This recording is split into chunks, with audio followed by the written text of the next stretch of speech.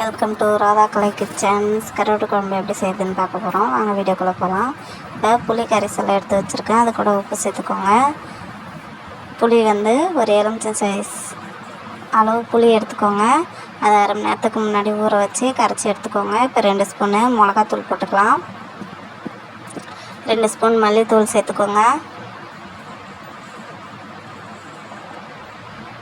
இதை நல்லா இப்போ மிக்ஸ் பண்ணி விடுங்க.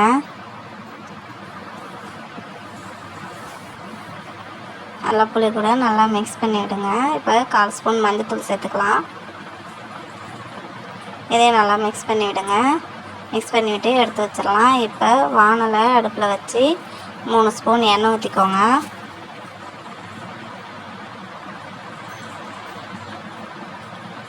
எண்ணெய் ஊற்றிட்டு எண்ணெய் நல்லா காஞ்சதும் நம்ம வெங்காய வடகம் எடுத்து வச்சுருக்கோம். அந்த வடகத்தை இது கூட சேர்த்து வதக்கிக்கோங்க. நல்லா பொரிஞ்சு வந்ததும் இப்போ கருவேப்பிலை சேர்த்துக்கலாம். இப்போ 10 பல்லு பூண்டு தட்டி வச்சுருக்கேன். அதையும் இது கூட சேர்த்து நல்லா வதக்கி விட்டுக்கோங்க. வதக்கி விட்டுட்டு நான் 15 சின்ன வெங்காயம் எடுத்து பாதி பாதியாக கட் பண்ணி வச்சுருக்கேன். அதையும் இது கூட சேர்த்துக்கோங்க. சேர்த்து நல்லா வதக்கி விடுங்க.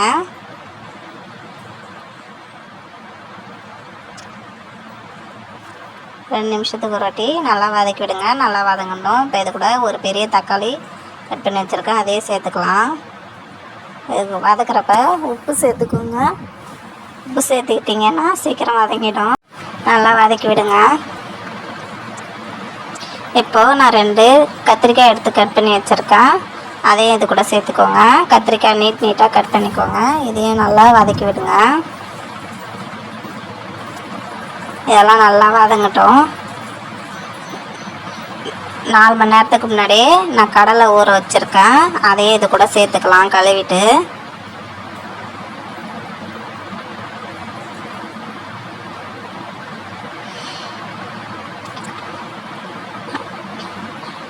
எல்லாத்தையும் நல்லா மிக்ஸ் ஆகிற மாதிரி நல்லா வதக்கி விடுங்க.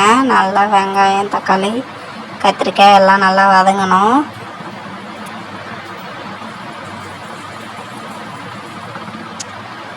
இது மாதிரி ஒரு வாட்டி ட்ரை பண்ணி பாருங்கள். நல்லா டேஸ்ட்டாக இருக்கும்.